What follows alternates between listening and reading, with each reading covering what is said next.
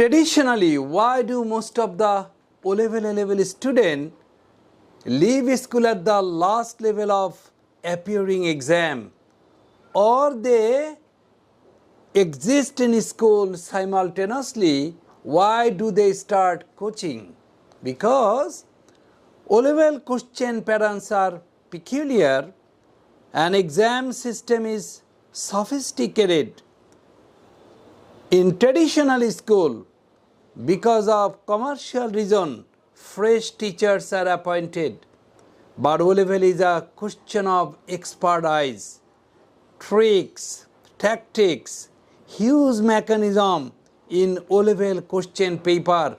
There is a answering strategy. So for many reasons, students prefer O-level